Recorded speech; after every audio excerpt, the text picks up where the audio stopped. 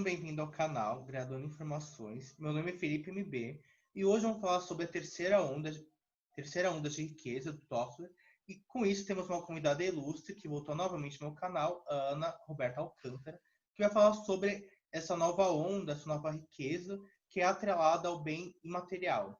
Antes de começar o vídeo, vou pedir para vocês curtirem o canal, se inscrever aqui. E agora a palavra é toda sua, Ana. O que seria essa terceira onda? O que seria esse material? Olá, Felipe. Olá a todos que estão nos assistindo. Em primeiro lugar, eu agradeço o convite de novo. É um prazer estar aqui com você para a gente poder conversar e discutir esse tema. Então, a terceira onda ou sistema de riqueza, né, de acordo com o texto A Riqueza Revolucionária, do Toffler, é justamente essa época que envolve a questão do conhecimento, né, do que a gente chama também de revolução digital. Então, hoje a gente vive uma era em que a principal matéria-prima é a informação, né? São os dados. Então, as empresas mais valiosas hoje, todas elas lidam com a matéria-prima central sendo a informação, né? E aí elas analisam essas informações, esses dados e produzem e vendem esses dados, essas informações, né? Então, ao contrário das outras revoluções industriais que se baseavam nos bens materiais, nos bens físicos, no meio de produção, né, físico, nas fábricas, na indústria, hoje o valor está muito mais no trabalho imaterial, no trabalho intelectual, na questão da inovação, da criatividade, na capacidade intelectual de resolver problemas, de propor soluções, né? Então, tudo isso tem a ver com um universo intangível que a gente não pode tocar. Então, é a primeira revolução que nós estamos vivendo em termos das revoluções industriais e das revoluções tecnológicas, em que a matéria-prima é algo de ordem imaterial. Então, até recentemente saiu reportagem na Forbes, né, em julho de 2020, falando das empresas mais valiosas, e são justamente as empresas de tecnologia, como Apple, Google, Microsoft, Amazon, Facebook, né? Então, todas elas focam muito mais na informação do que na produção de bens materiais de consumo, né? E essa revolução, a gente pode dizer, né, essa revolução digital, ela tem sua origem lá atrás, no início do processo todo da informática, né? Então, isso tudo começa lá na década de 40, no contexto da Segunda Guerra Mundial, com o desenvolvimento dos precursores do que viriam a ser os computadores.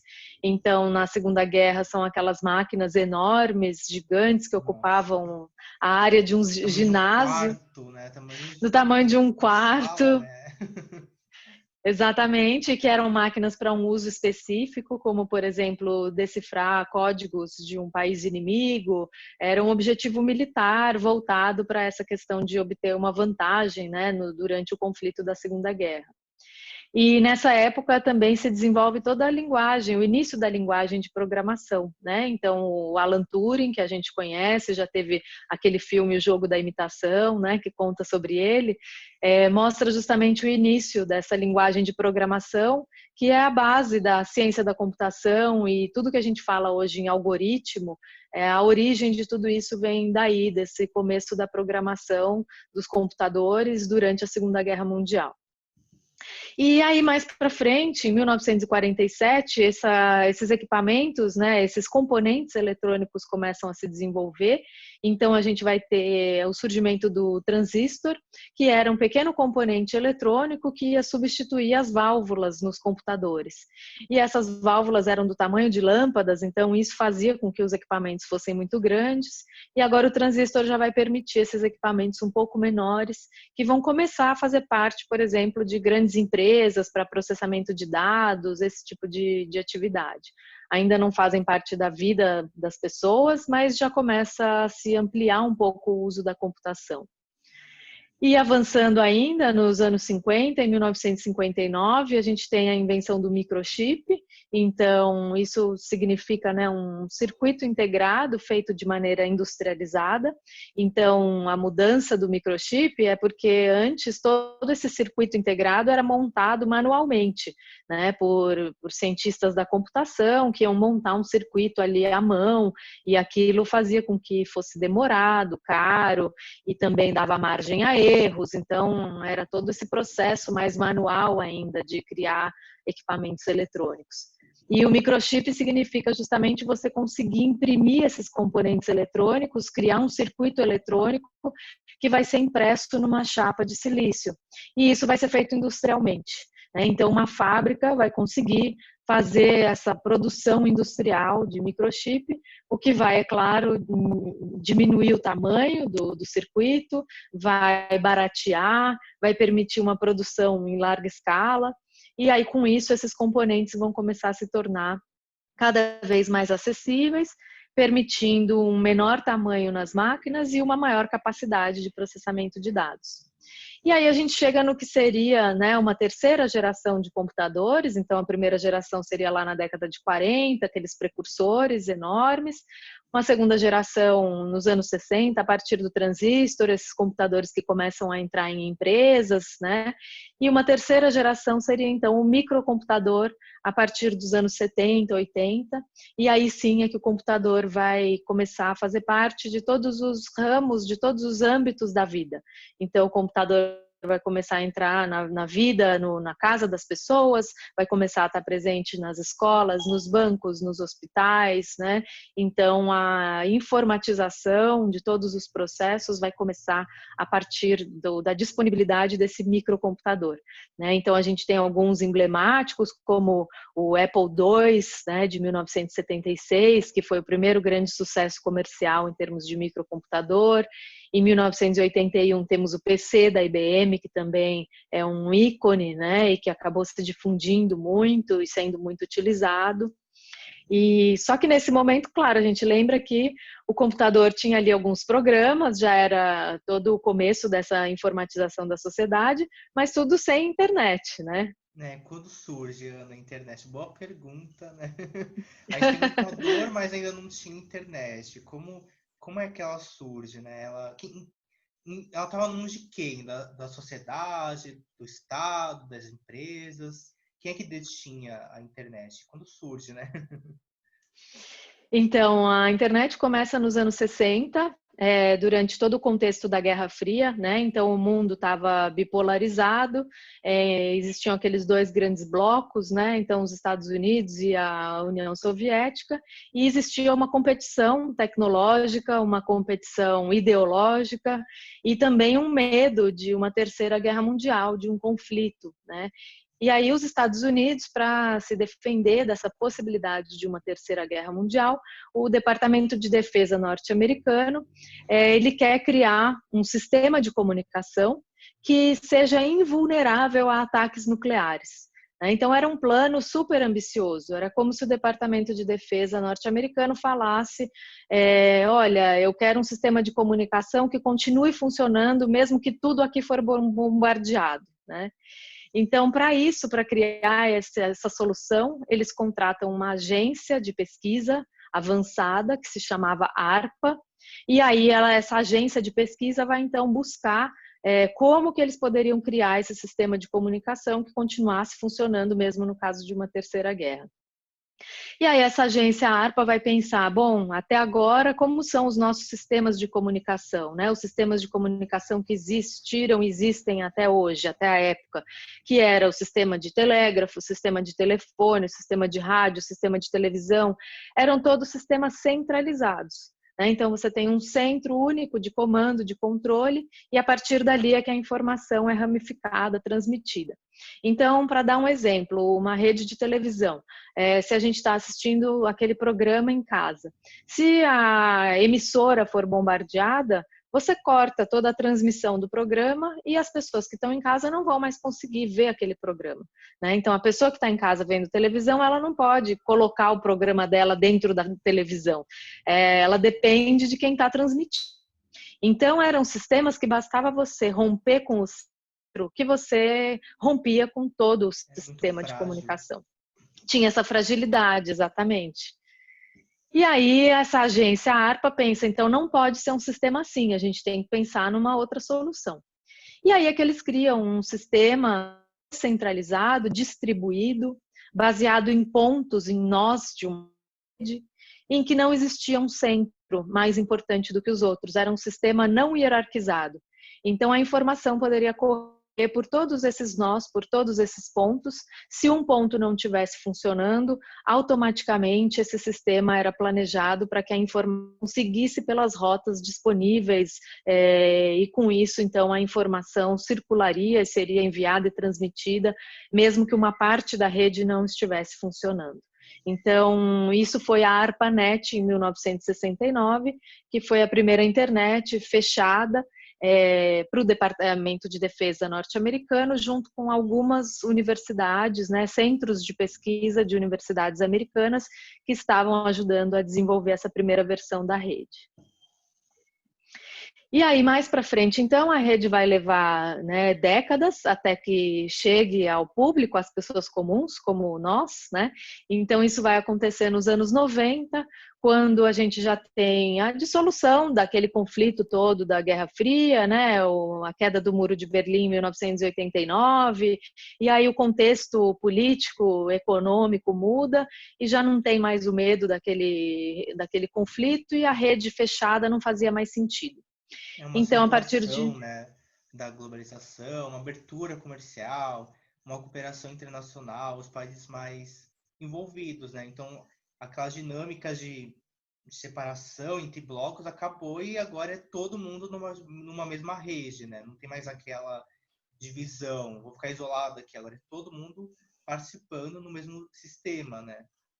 Exatamente, tem tudo a ver com o contexto mesmo da globalização, né, que é uma globalização que envolve essa ideia de todos estarem conectados, de todos se comunicarem, de você não ter fronteiras, né, do livre mercado, do neoliberalismo.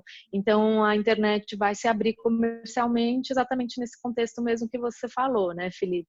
E aí, nos anos 90, quando a gente tem, então, os primeiros provedores em vários lugares do mundo, nos Estados Unidos, no Brasil, na Europa, e as pessoas vão começar a assinar esse serviço para ter direito a ter esse serviço em casa, no trabalho, nos diversos lugares, né? As pessoas comuns vão poder acessar a rede agora.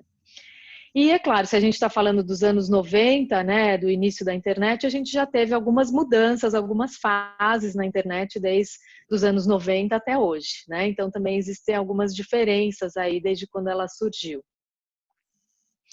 Então, em relação a essas fases da internet, lá nos anos 90, a gente pode dizer que foi a Web 1.0, em que era uma internet mais lenta, né, porque era a internet de escada, então você precisava da linha de telefone para poder fazer a conexão à rede. Isso significa que o custo era por impulso telefônico. Então, claro, a linha de telefone ficava ocupada, o que já era uma desvantagem, e ainda quanto mais você usasse, né, mais caro ficava. Então, era uma internet assim, que o uso era mais pontual. A pessoa sentava, lia ali a notícia, mandava um e-mail e depois desconectava e desligava o computador e ia fazer outra coisa, né? Não tinha essa sensação de estar online o tempo inteiro como a gente tem hoje. Então, a grande novidade dessa fase era ter acesso a muita informação de graça, né? Poder enviar e-mail, tem esses serviços todos que começam a surgir, né? Gmail, Yahoo, para você criar e-mails e poder enviar mensagens de graça. É algo mais também pessoal também, né? Você usava, mas você não criava um vínculo, né? Você só usava para suprir uma certa necessidade e você não tinha uma certa conexão com aquele sistema. Era só algo pessoal que depois vai se tornar mais pessoal, como a gente vê nos dias de hoje, né? Isso, não era algo que fazia parte, assim, né, de todas as atividades da pessoa como hoje, né?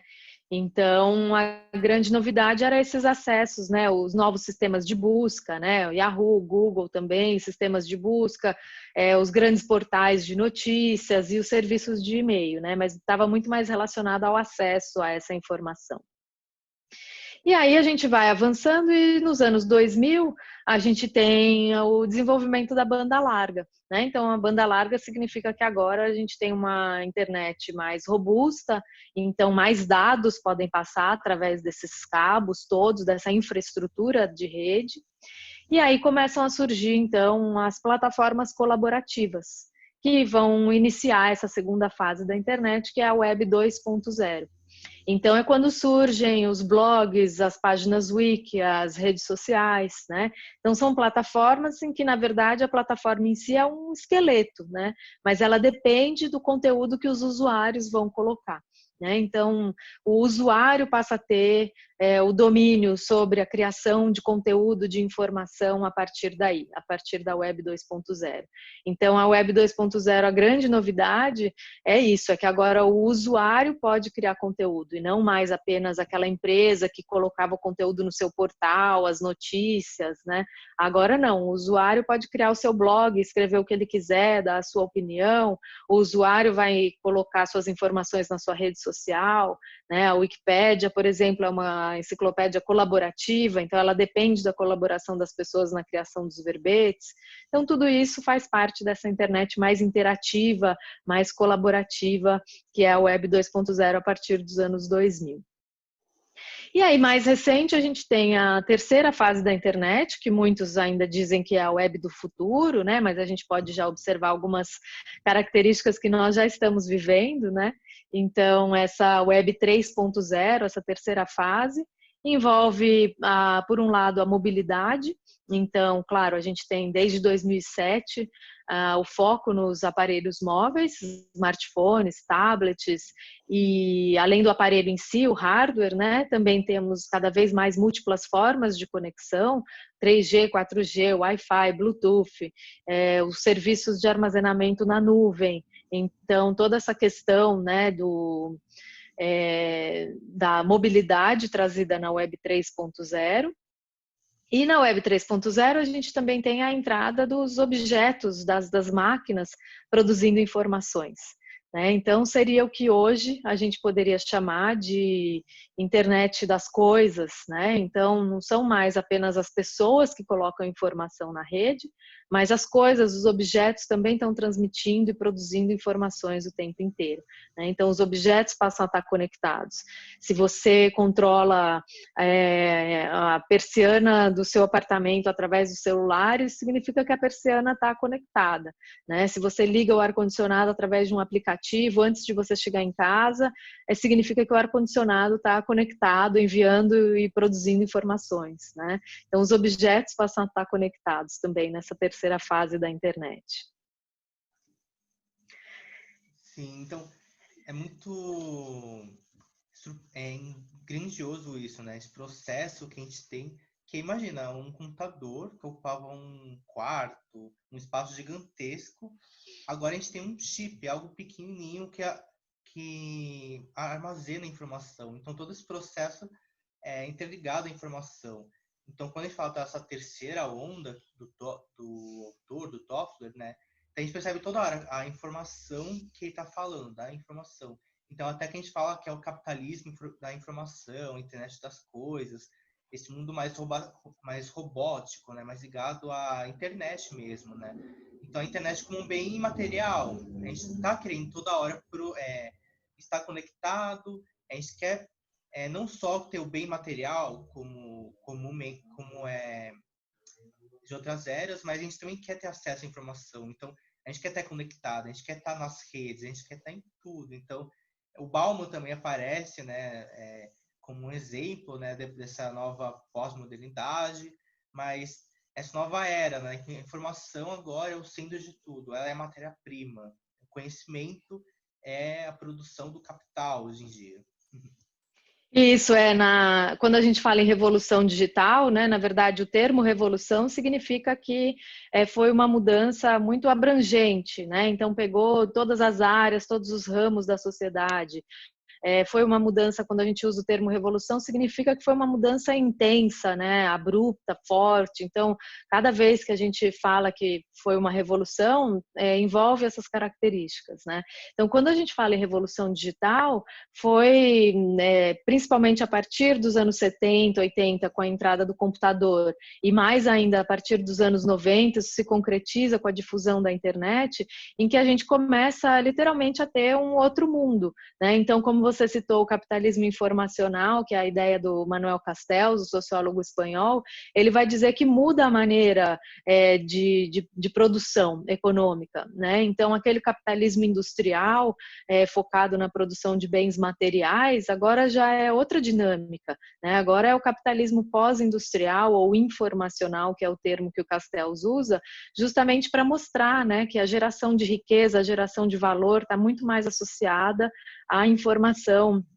aos dados, ao conhecimento, né? E que o trabalho, a característica do trabalho muda, né? Então você tem menos valor naquele trabalho braçal e cada vez mais valor nesse trabalho imaterial, né? Então essas transformações coincidem com esse período chamado da pós-modernidade, né? Segunda metade do século XX, com o período chamado de modernidade líquida pelo Bauman, que você lembrou, né? Então o Bauman vai dizer que a revolução digital, justamente ela traz tantas transformações e que são tão intensas que a gente não tem mais aquele mundo sólido de antigamente, né? Então a modernidade sólida, que era aquela ideia de você ter as instituições mais sólidas como referência, você ter os grupos, as ideologias, os pensamentos, então a instituição, né, de organização da comunidade ali, como a igreja, o Estado, a escola, era tudo mais sólido, a estrutura familiar era de determinada maneira, então as pessoas tinham aquela referência que demorava muito para mudar. Uma pessoa, era comum ela passar a vida inteira trabalhando na mesma empresa, e aquilo era uma vantagem, porque ela ia conhecer, ela ia ter todo aquele conhecimento acumulado, e ela ia poder passar aquilo para os novos funcionários, e ela ia se aposentar sendo uma expert, né, naquele assunto. E hoje, nessa modernidade líquida, não, né? O conhecimento está mudando o tempo inteiro, então o que você aprendeu há 2 anos, de repente, não serve mais. Então a gente tem que estar aprendendo o tempo inteiro, às vezes profissões estão deixando de existir e vão deixar de existir. Então, muitas vezes a gente está fazendo um curso, né, como uma graduação, e a gente não sabe exatamente como vai ser a nossa profissão nos próximos anos. Então, é nesse sentido que o Bauman fala que a gente vive um mundo líquido, porque o digital trouxe essas incertezas, né? Então, a gente tem micro-revoluções dentro desse processo maior de revolução digital. Então, antes, os processos demoravam décadas ou séculos até você ter uma revolução, uma transformação tão arrebatadora. Mas hoje, em questão de 5 anos, a gente pode ter um mundo completamente diferente, né? Então, isso, é claro, exige, né, do ser humano, do mercado, da sociedade, uma adaptação constante, uma qualificação constante para tentar se adaptar a essas transformações. Então, isso tem muito a ver com a chamada Lei de Moore, que foi uma ideia, né, criada nos anos 60, que a partir desse momento todo da informática, que diz que a tecnologia dobra cada 18 meses. Né? Então, realmente, a cada 1 ano e meio a gente já tem novos aparelhos, novas possibilidades, né? 5 anos acaba se tornando um tempo longo em que a gente tem novos ramos, novas empresas. Há 15 anos ninguém sabia o que era Uber, o que era Airbnb, né? E de repente essas empresas se tornaram super importantes, super valiosas, todo mundo usa, né? Então, empresas que estavam super bem estabelecidas, né? A Kodak, uma empresa desde lá do século XIX, criou a primeira câmera digital, mas ela não conseguiu visualizar que o digital ia vir assim com tanta força e que as tecnologias eram tão disruptivas que ela ia acabar perdendo espaço, perdendo mercado. Então, do dia para a noite, ela também não conseguiu, né, se posicionar, ver o futuro e continuar sendo relevante no mercado, né? Então, a revolução digital realmente traz todos esses abalos, todas essas transformações, né? Então, a gente vê a revolução digital, o momento que a gente está vivendo agora, também é conhecido como 4ª revolução industrial, né? Então, existe um livro, uma obra do Klaus Schwab, que era uma das pessoas lá importantes do Fórum Econômico Mundial, e ele escreve esse livro falando que hoje a gente tem a junção de todas essas tecnologias físicas, biológicas, e que então a presença cada vez maior de internet das coisas, como a gente falou, de robótica, de machine learning, inteligência artificial, né? Isso tudo é cada vez mais presente na nossa sociedade, né? Então, é uma quarta revolução. Por quê? Porque até as questões do que é ser um ser humano, do que é a natureza, a gente pode questionar, porque se você consegue criar, por exemplo, alimentos em laboratório, se você consegue modificar geneticamente uma planta, um alimento, consegue criar um órgão humano fora do corpo humano, né? Se você consegue fazer mecanicamente uma mão, um braço, que no caso de uma pessoa que perdeu, e você consegue colocar aquilo mecânico, né, para completar, digamos, aqui, o corpo da pessoa. Então, a gente vive cada vez mais essa simbiose, né, da tecnologia com o ser humano, né? Então, é um período mesmo de muitas transformações pela tecnologia. Sim, a tecnologia cada vez mais está entrando na sociedade. A gente está uma mistura do ser humano com a tecnologia. Ela está cada vez mais presente na nossa vida. A gente não consegue nem escapar. Estou em casa, estou com a tecnologia. Estou na rua, estou com a tecnologia. Em qualquer lugar, os espaços estão preenchidos com a tecnologia. Então, essa é a ideia, né, da quarta revolução, dessa era da internet. Tudo é manipulado pela internet. Há um consumo por trás, há um interesse por trás. Eu tô aqui, eu tô na minha faculdade, eu esqueci o ar-condicionado ligado. Eu posso pegar o celular e pedir para desligar. Então, até o objeto está conectado com o próprio objeto. Então, é tudo conectado, tudo mesmo. Isso, exatamente, essas revoluções industriais, né, só para a gente lembrar, a primeira revolução industrial foi lá no início da Revolução Industrial, na transição da produção manual para a produção com a máquina. A segunda revolução industrial pegou mais a transição ali do século XIX para o XX, a linha de montagem, né, o Fordismo, então um aprimoramento daquelas formas de produção, a criação da produção em série, tudo isso. A terceira revolução industrial foi no início desse processo todo da informática, então pegaria ali a segunda metade do século XX, e a quarta revolução industrial é dos poucos anos para cá, é um processo realmente bem atual, bem novo que a gente está presenciando, né? Então a gente pode incluir nisso também o blockchain, né? Então blockchain é a tecnologia por trás das criptomoedas, é também uma tecnologia que permite o rastreamento de uma cadeia de produção, né? Então, por exemplo, empresas, né, poderiam, uma produção, vamos supor, de carne ou de medicamento, a empresa poderia usar a tecnologia blockchain para rastrear desde lá de onde aquilo está sendo produzido, até o transporte daquele produto, depois quando aquele produto chegou ao supermercado ou à farmácia, nas mãos de quais funcionários aquilo passou, né? Então, tudo isso poderia ser rastreado para você, por exemplo, garantir a qualidade da carne, evitar contaminação, ou garantir que não existam os medicamentos falsificados, né, que a distribuição vai ser toda correta, de acordo com os preceitos, né, legais e a qualidade do produto. Então, tudo isso seria possível, né, com essas novas tecnologias, porque tudo está conectado, exatamente, os lugares, os ambientes, os produtos, né? Então, você consegue ter um QR Code ali no produto e com isso fazer todo esse rastreamento, né? Agora, durante a pandemia, saiu uma reportagem na Folha, né, em agosto agora de 2020, dizendo que a automação, a interação com robôs cresceu até 200% aqui no Brasil. Então, isso significa o aumento, por exemplo, de chatbots, né, aqueles chats que você faz, mas na verdade você está se comunicando com um software, né, com um robô, não é uma pessoa. Então, de repente, uma busca, né, por um médico, você vai ter um atendimento inicial que pode ser automatizado até te indicar um profissional. De repente, no varejo, né, você comprou alguma coisa, você vai se comunicar ali para avisar se o produto chegou, não chegou, se deu tudo certo. De repente, você também pode estar se comunicando com software, né? Então, a área educacional, nem se fale, né? Também a entrada da tecnologia foi muito grande para poder dar conta, né, das necessidades da pandemia. Nos Estados Unidos eu vi que eles estavam usando em lugares, né, para fazer reciclagem de produtos, eles estavam automatizando tudo, usando robôs.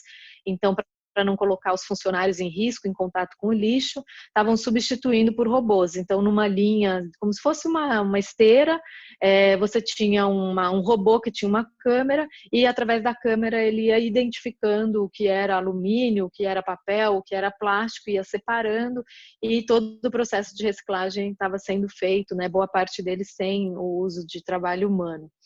Então, eu acredito que também a pandemia tenha acelerado essa entrada da robótica nas nossas vidas, né? Antes o robô para nós era algo distante, mais presente só na indústria, né? Um braço lá de robô para fabricar uma peça de um carro, a gente já estava acostumado com isso. Mas a entrada nas nossas vidas, no nosso cotidiano, né? Isso era estranho.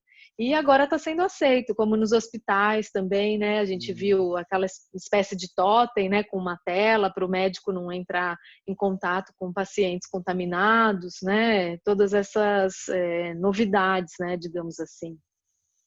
Nossa, incrível, né? Quem diria tanta coisa, nem imagina que tem.